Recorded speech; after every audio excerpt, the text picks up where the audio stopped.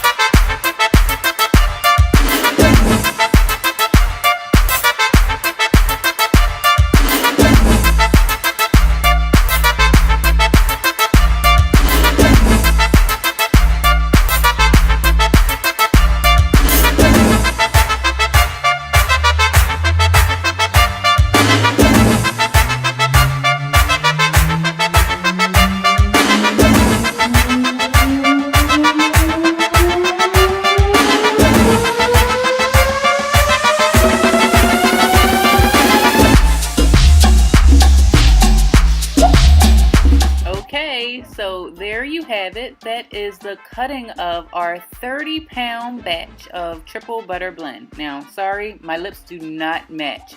However, make sure that you subscribe to the channel. I'm also going to leave a link so that you can see the making of this big old batch of soap. Bye!